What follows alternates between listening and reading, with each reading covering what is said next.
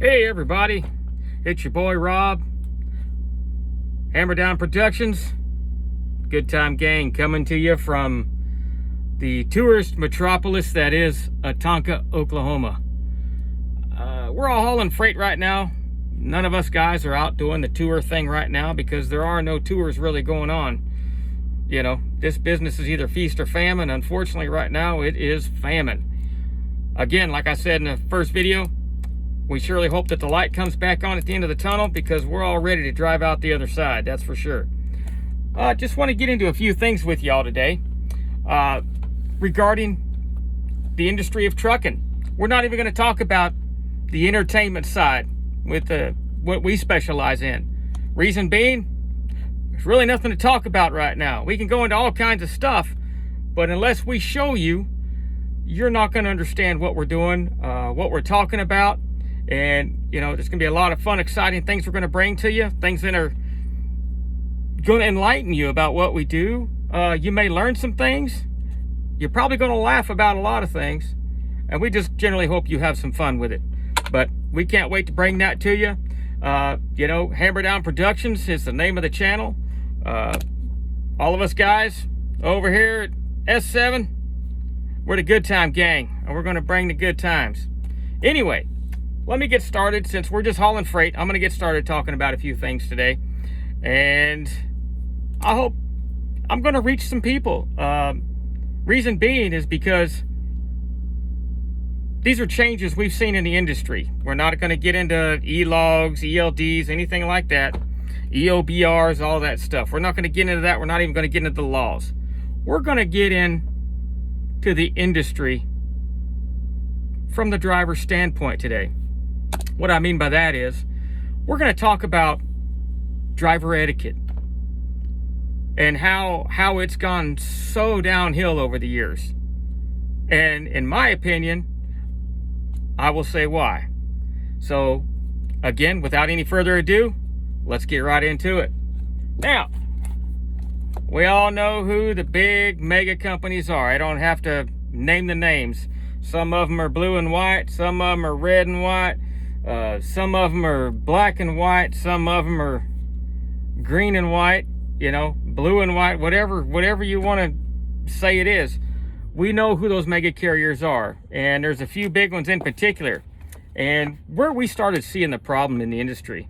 And I've been out here almost, about 30 years myself, running these Tonka toys down the roads in just about every end of the industry until I finally settled with the entertainment business where I like to stay because it provides what I need it to provide.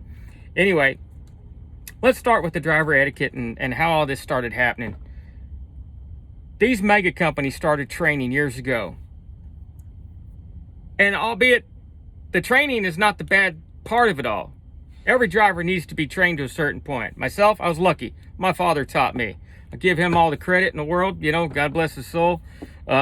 Thank him every day for all the skills and everything that he taught me over the years, which wasn't his first career, by the way. Y'all know my father was clergy. He retired from the pulpit. He started driving a truck. Guess who's still doing it? It does get in the blood, folks.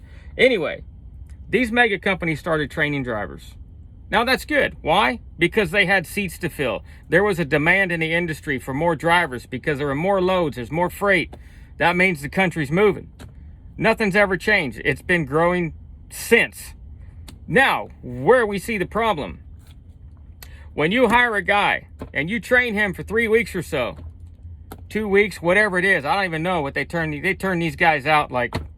I mean, it makes drill sergeants drop their jaw just how fast they're putting out guys, to drive these trucks. But the problem with this is when they bring these guys out to drive these trucks after they've gone through their classroom training, they have just a matter of weeks until they get their license. They get their license, they send them on the road with a trainer. Here's where the problem is. That trainer probably has maybe 6 months of total time in the industry. Now, here's where I'm going with it. Over the years, you've seen more schools pop up, The mega companies all train within their own schools. Now you see all these satellite schools training drivers and getting them signed off to get their license. Over the years, what we've seen, because you see people who are doing the training with less and less and less and less experience in the industry, we've seen these schools successfully in this country train the etiquette and the brotherhood right out of the industry. Changed my mind. It's not going to happen. I've watched it for the past almost 30 years, probably more than that, because I've been around it since I was little. I've always liked it. Anyway, so everybody's out here and they are out for themselves. It's kind of like driving in commuter traffic around a bunch of cars. It's everyone for himself, and who cares about you? I'm going to be first. I don't care if I have to cut you off, make you crash. I don't care. I'm not going to help you on the side of the road. I'm not going to do anything. It's all about me, and I'm going to be first. That's where the problem is. Now when it comes to etiquette, of course, safety is a big thing. But true etiquette brings about safety. And here's why. You pull into a truck stop during the daytime. You back into your spot. Good to go. Now you're hungry. You want to walk inside that truck stop. And why do you even think twice about getting out of your truck to go inside the truck stop? Well, here's why. Say you go to get out of your truck stop and go, or get out of your truck to go in the truck stop to get yourself something to eat. Okay, that's fine. You get out of your truck, you start walking across the parking lot. What's the first thing you have to do? You have to dodge a truck coming through the truck stop 20, 30, 40 miles an hour because some rookie is out there thinking that he's doing something by speeding through a truck stop. Now, I said I wouldn't get into the ELDs or anything, but here's the one part I am going to say about the ELDs. Drivers aren't mature enough behind the wheel to realize you don't have to race the clock. You don't. You don't have to do that. We didn't do that back in the day on paper logs. Slow down in the truck stops. That's why people are getting run over. I saw a gentleman get run over by a truck at the end of a fuel island where they stopped the trucks after they pulled through the pumps. Guy pulled out of the fuel island, wasn't paying attention, started hauling butt, ran a poor guy over. He was under the steer tire. Thank God that he wasn't hurt that bad. He was lucky. He was very, very lucky. So now, that safety aspect of it. Okay, why do we go slow in a truck stop? Because there's people walking around, moving around. There could be a guy, his wife, and his kids out there. There could be a driver walking his dog. These things all come into play, period. That's all about safety. That's why we do things the way we do. So now, let's get back to the beginning. Been a long, hard day, or just you're out driving, you're having a good day, you need to get fuel. You pull in that truck stop. It's nighttime. What's the first thing you do when you pull into that truck stop? 5 to 10 mile an hour. You pull in nice and easy and slow. It's about styling and profiling. It's about cruising, sitting up on your stool, riding along, looking good. That's old school.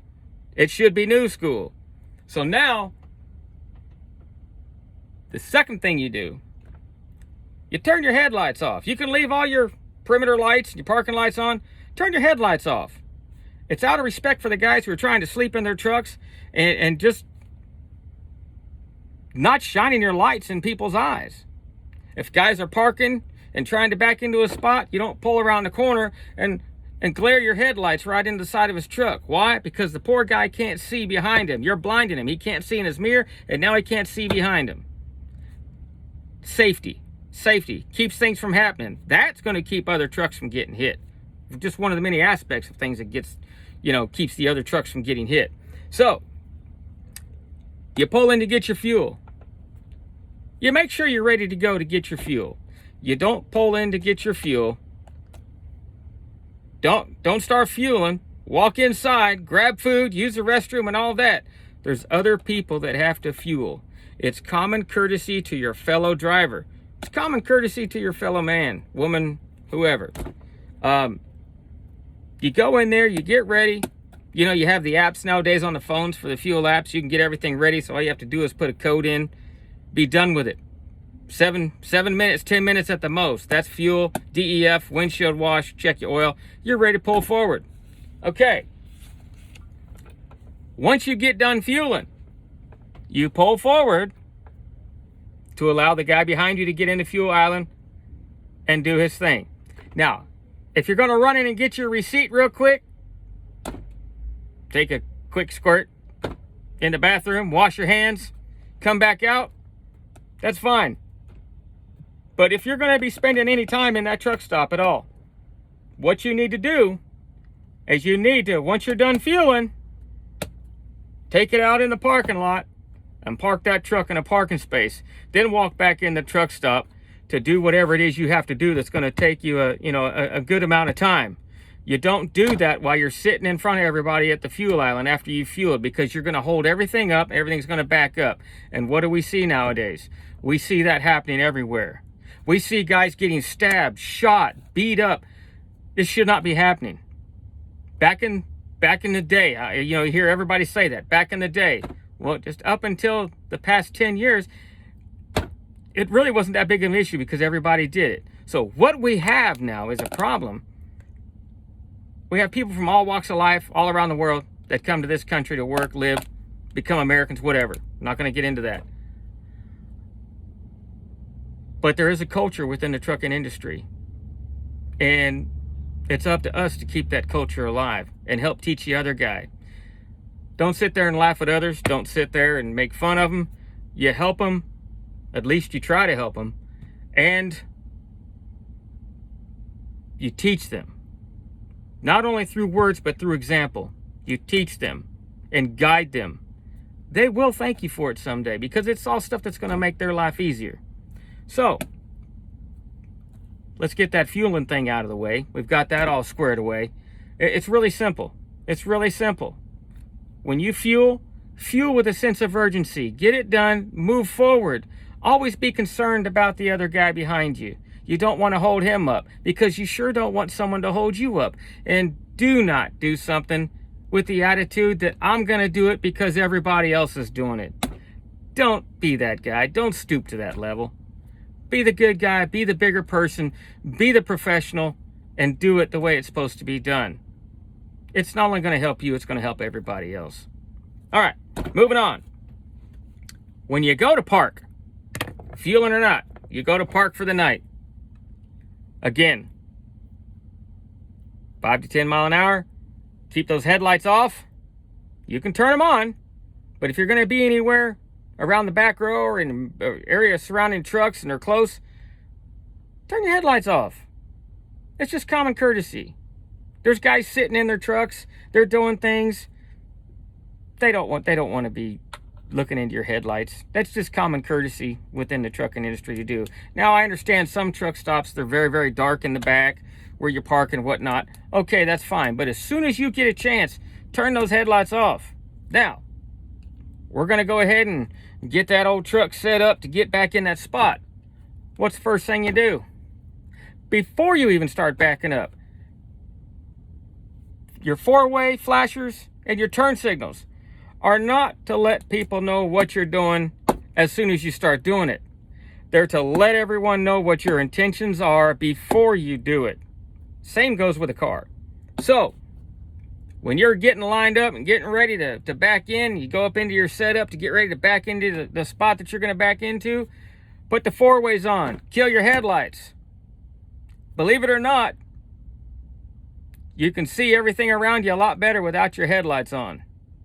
That's just physics. Lights and eyes and darkness. That's just physics. So, once you do that, then you can start backing up. But now, today, you got to make sure it's safe behind you. You got to be extra careful.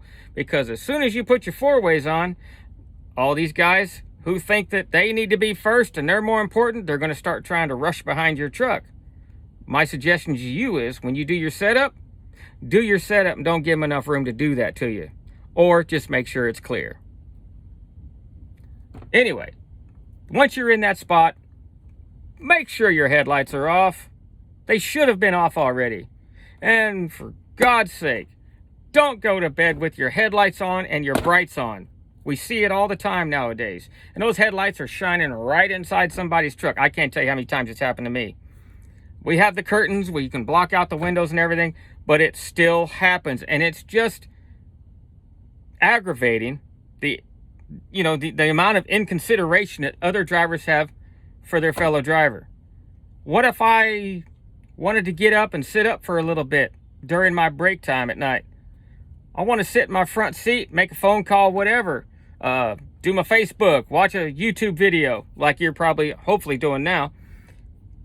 And you've got these bright headlights shining in your front window. That just doesn't make it fun. Now, granted, a lot of trucks do have the curtains in the very front window. That's fine. But most drivers want to at least get up and look outside for a while. It's kind of like having windows in a house. You want to live in a cave or you want to be able to look outside? It's pretty simple. So, now we're getting ready to leave the next day. We're getting ready to take off. Now, parking. Don't be the guy that's parked all over the place. We see it happening everywhere. Blocking drivers in. Again, we see people getting beat up, stabbed, shot because people get upset. It shouldn't be happening. It shouldn't be happening. If you park in a place where you know you're blocking truck drivers in, you better expect to have your door knocked on and you be, asked to move your truck, whether you're tired or not, because you're not supposed to be there in the first place. And if somebody hits that truck because you're not in a designated spot, it's going to be your fault. Unless there's some gross negligence on the part of the other guy. Anyway, don't be that guy. So now you get out on the road. Say you have a fast truck. I have a fast truck. I'm a left lane driver. I spend most of my time in the hammer lane. Why? Because I'm going around the slow trucks. And when show season hits, we're going to be in the left lane because we have to get from one city to the next by morning to load in the next day for the next show. So we're going to be out there getting after it. That's bottom line. Slower trucks need to stay in the right lane. It's safer, and everybody gets down the road better. People aren't bottlenecking behind you, which leads me into the next part of this. With all this training over the years of these drivers in these schools with these mega companies and these satellite, training schools, insurance companies started dictating to these safety departments, these trucking companies, what they need to do. Why? Because they'll give them a break on insurance if they start teaching these guys certain things. It's a fact. We all know it. You don't sit in the middle lane of a 3-lane interstate doing 62, 65 mile an hour when the speed limit's 70, 75. Slower vehicles in the right lane. I'm sorry, did nobody teach you people that? Slower trucks in the right lane. Part of being a professional truck driver is going down the road, reading traffic in front of you, beside you, behind you. What these guys don't realize, by being in that middle lane, it's harder to do your job. You're making your job harder. Why? I'll tell you why. When you're out in that middle lane, you not only have to keep tabs front and back, but you got to keep tabs both sides. And you got to maintain the lane. There's no room for error. You got to be on. And let's face it, we've all seen those drivers all over the place in the middle lane. They can't hold their lane in the right lane, let alone be out there in the middle lane to hold their lane. So, y'all need to be in the right lane. Learn how to read traffic patterns on off-ramps and on-ramps. That's part of being a professional truck driver, period. Now, with that being said, say you are coming up on some slower traffic. There's 2 or 3 trucks in front of you that are slower. You're coming down the hammer lane in the left lane, for those of you who are not familiar with the phrases. You're doing 70, 75. These trucks up there may be doing 65, 67, whatever at the most. You're barreling down the left lane because you're going and you're doing your thing because you're a faster vehicle. You're in the left lane doing your thing. Common courtesy in trucking is you do not pull out in front of a faster vehicle coming down the left lane. What do we see all too often? We see these guys yank right out there in front of that faster truck, make that faster truck or trucks slam their brakes on. Now we've become a safety hazard. So now we see that happening. That is a cardinal sin in the trucking industry. Point blank. It's not safe for you jumping out there and making that guy behind you hit his brakes. It's not safe for him having to hit the brakes. What if a load shifts? Regardless of whatever it is, flatbed, reefer, dry van, step deck, whatever it is, pneumatics, semi-bottoms, whatever, double bottoms, doesn't matter. It's unsafe to do that. Your safety department may be telling you to get out there and slow those guys down because you've been brainwashed to believe that it's unsafe, the speed that they're going. Let me make this perfectly clear. What you can handle as a driver may be a fraction of what that other driver can handle. That other driver can be totally under control at 70, 75, even 80 miles an hour. If you can't handle driving a truck that fast, stay in your lane. Quite simply, stay in your lane. And your lane is the right lane. If you cannot go the speed limit in that state, the right lane is all for you. And that is just putting it blunt and to the point. That's all you can do. Anyway, with that being said, when you go to pass another truck, you don't get up on his butt and then whip out there. Unsafe again. As you come, I'd say if you come within 100 yards of that truck going down the road, you should get your turn signal on and start just merging over nice and smooth. You don't have to yank it over in the left lane. Just let that truck just ease on over there. You almost drive it in a straight line over to the other lane and then straight it out in that left lane. As you go around that driver, regardless of whether he's learned how to drive that truck to the right side of the lane, you keep your truck on that yellow line. You keep it on that fog line on the left in the median, and you drive down that lane.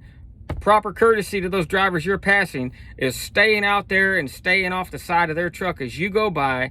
Give them the wave, because we're all brothers and sisters out here. You give them that wave, and if you got a CB, you're talking this, that, and the other. I'll get into that. That's a whole nother conversation. You go by that driver. Again, you don't yank right over in front of them. That's not how it's supposed to be done. You get out there to a safe space, and then again, you put your turn signal on before you go, and then you start easing over nice and slow, and just bring that big old inchworm right over in there nice and smooth. No question that you know what you're doing and you're driving safe. Those drivers around you will have confidence in your skills. And the more you see of that, the more confidence you'll have in their skills going down the road. It makes life a lot easier and a lot less stressful for you and the other drivers around you. Now, when there's weather, what happens when it snows? There's all kinds of salt on the road. There may be that like lava rock or whatever they have in California, where I grew up. You definitely don't whip the truck back over then. And here's the reason why. When a truck goes by you and comes over all through that stuff, it throws it all up on the front of your truck. It not only can crack your windshield, it can pitch your windshield. It's going to sit there and it's going to knock the paint off the front of your truck.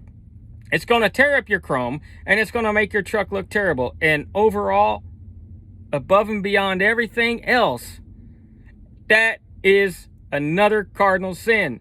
That is one of the rudest things you can do to other drivers out there on the road. So don't do it. Now, when you're in weather like that, you want to give it a little more distance down the road. Why? Because that debris flying up, you don't want that debris to fly up and hit that driver. So make sure you get on out there. Just stay in that left lane a little longer, then come over nice and smooth. You're going to want to make smooth movements in that weather anyway. So that's just part of it. Now, as you come back over, before you come back over, yeah, you may think that you're out there pretty good. But it's common courtesy not only to wait for that driver to flash his lights. I don't mean put his high beams on. Cardinal sin. High beams. That's a no-no. You turn them headlights off, or as they say in the South, you cut them lights off and back on. You let that driver see. And how do you know when that driver's ready to see you do that? You can see him in your mirror up there. He'll move his head over. You should be able to see that in the mirror. And if you don't, you're not cueing in on the right things as a driver. These are all things that the veteran drivers should be teaching these new guys. Anyway, Once you turn your lights off and back on, they call it flashing the lights. Not high beams. Flashing the lights means turn them off and on. Once, twice, whatever. He sees that, he starts coming over. Now, for the guy coming over who's passing you, you're not special, you're not important, you're not better than anybody, don't care what kind of truck you drive. That driver is nice enough to tell you it's safe to come back over, you've cleared him. You flash your lights, your four ways. You flash your four ways, or you've got the interrupt button where you can kick them all off a couple times. And however, whatever pattern you like to do it, you know, that reflects your personality, however you want to do it. But that's what you do. Now, for those of you who do keep their CBs on 24/7 like I do, what you're going to want to do is you're going to want to talk to drivers out there. It keeps you from getting bored. This is something we've lost out there. Everybody spends their whole day on a cell phone. What do I like more than anything? Getting with a group of buddies going down the road at night, and we talk on the CB, have a great time, the camaraderie, the brotherhood, you know, of trucking. I mean, that's just the way it used to be done. The guy in the front's calling everything out. There's a vehicle on the side, he calls it out, everybody gets over. The guy in the back lets them know if there's anything coming up, but the guy in the front also is letting everybody know what's happening ahead of them. Important, very important. But for those of you who use the CBs, use the CBs. If someone's talking to you, don't be afraid to talk on the CB. It's fun. You can have a good time doing it. Doesn't matter. We're all out here together. We can all do it together. So, all these things that I've just talked about, I know it's another long video, so I guess I'm going to start making long videos again. All these things I'm talking about, I'm just hitting on this from my viewpoint. But I'm pretty sure that everybody that actually cares is with me on this. I will not change the way I do it. I will not stop being the professional that I am. And I'm not going to stoop regardless of what other people do. I had a lady, I believe, broke my window the other day. I don't know. I didn't see her. I didn't know what, but her window was down. She was in her passenger seat sitting next to my driver's side. My window shattered. I don't make enemies. I don't know if anybody threw a rock or whatever, but it's kind of hard to throw a rock when, you know, you're sitting this close to another truck. So anyway, that being said, if something happens, call foul on yourself. Have the integrity to say, hey, look, I messed up. What do we need to do from here? That's bottom line. This goes all the way back to the culture and the brotherhood of the industry. Something that we're losing, and we're losing fast. So that's about it for today, guys. Look forward to hearing from you again. Please chime in. Please hit subscribe. We've got a lot of exciting things to come. While we're just hauling freight, you know, I'm going to be talking about freight things, stuff of that nature. Everyone, enjoy your day. Be safe, and make sure you get home to your loved ones. Take care. I'm Rob. This is Hammer Down Productions. Good Time Gang coming to you soon. Take care now.